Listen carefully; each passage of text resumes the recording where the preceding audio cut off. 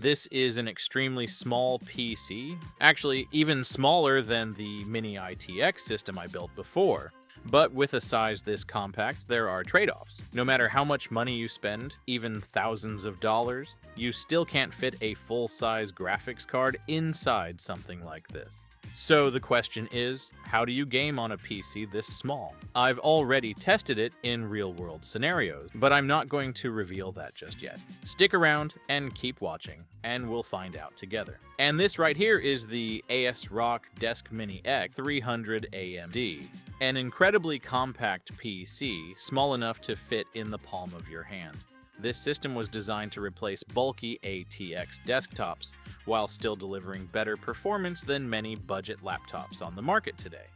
In terms of design, the Desk Mini X 300 has a clean, boxy, minimalist look. On the front, we get a microphone in, headphone out, USB 3.0, and USB Type-C. And over on the side, there are 2 additional USB ports, making it much easier to connect external devices.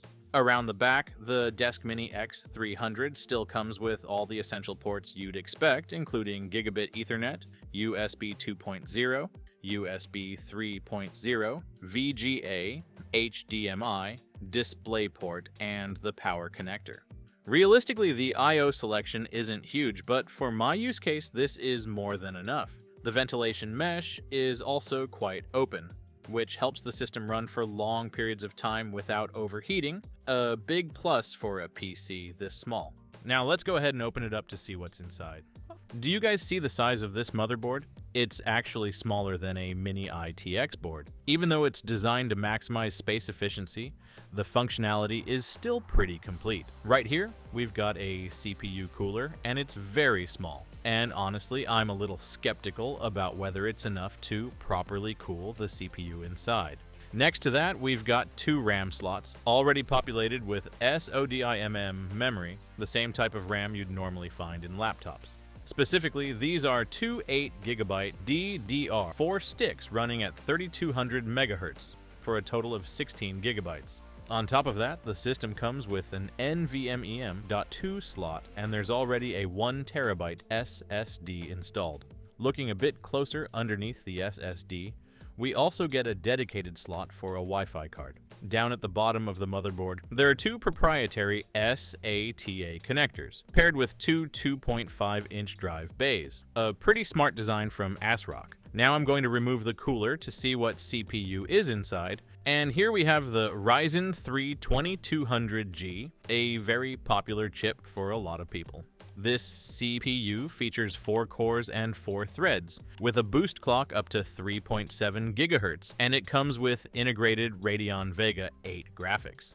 As I continue removing the motherboard to clean things up, oh no, there's actually another NVMe M.2.2 slot underneath the board. So in total, this tiny PC has 2 M.2 slots. Honestly, that really surprised me. It's way more feature-packed than I expected. And now it's time to start testing some games on this system. Before jumping into game testing, I'm going to head into the BIOS and allocate 2 GB of system RAM to the integrated GPU, which should help improve gaming performance. After doing that, the system is left with 14 GB of usable RAM. Now let's start with CS2. This time I'm playing at 1080p on low settings. At these settings, the FPS stays above 60, although there are still a few situations where minor frame drops show up. Overall, the system handles the game quite consistently, and thanks to the iGPU having 2 GB of shared RAM, performance is noticeably more stable. Next, we move on to Fortnite. I'm playing at 1080p using performance mode. With this setup, the FPS sits between 50 and 60. The experience is smooth and stable, but since this is an esports title, this level of frame rate still isn't quite ideal. So to get a better gaming experience, I'm going to upgrade to a higher-end CPU, the Ryzen 7 5700G. This is an 8-core 16-thread processor with a maximum boost clock of 4.3 GHz, and it offers very strong performance. Right now, this CPU is priced at around $160.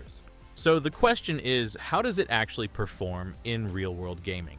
Let's go back to CS2. This time I'm still playing at 1080p on low settings. Now the FPS ranges between 90 and 100, which is a significant improvement. That said, in some large, crowded firefights, there are still minor frame drops. Now I'll move on to Fortnite. I'm playing at 1080p using performance mode. With this upgrade, the FPS sits between 90 and 100 frames per second. The experience is very smooth and stable. Overall, this setup can handle Fortnite without any issues. Next, I'm going to test a AAA title, Black Myth Wukong. I'm running it at 1080p on low settings. As soon as the game loads in, stuttering is very noticeable. The FPS hovers around 23, which makes the experience quite rough. Overall, even with this upgrade, the system still isn't capable of handling graphics-heavy games like Black Myth Wukong. After upgrading the CPU, I noticed that the real-world performance of the Ryzen 7 5700G is only about 30% higher than before. On paper, the iGPU performance of the Ryzen 7 5700G is supposed to be around 82% stronger than the Ryzen 3 2200G, but in actual usage, that gap doesn't show up nearly as clearly. With lighter games like Counter-Strike 2 and Fortnite, this PC can handle things fairly smoothly and consistently. However, once we move over to AAA titles, the experience is still not very stable. Because of that, if I really want to play AAA games properly, the next step is clear. I need to upgrade to a dedicated graphics card. And today I'm going to use an RTX 3060 12GB, a card that's very popular in the mid-range segment. That said, as I mentioned earlier in the video, the biggest limitation of small compact PCs like this is GPU upgradability.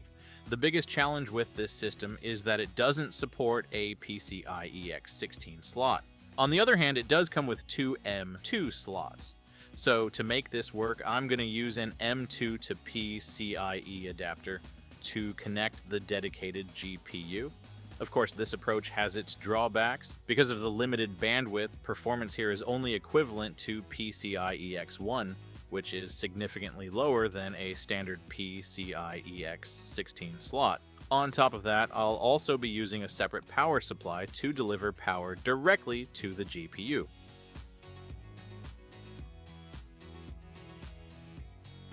And now let's move on to real-world performance testing once again.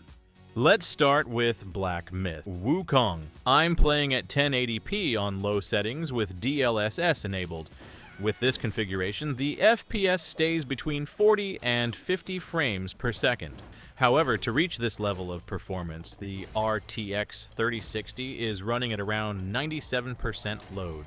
Even so, the real-world experience is quite smooth and stable, and overall performance has almost doubled compared to before the upgrade. Next up is Cyberpunk 2077. For this game, I'm playing at 1080p on medium settings. The FPS sits around 50 to 60, while the 1% low drops to about 30 FPS, which shows that the system is still operating fairly consistently. Even during intense combat scenes, the frame rate remains relatively stable, with no major drops or noticeable stuttering.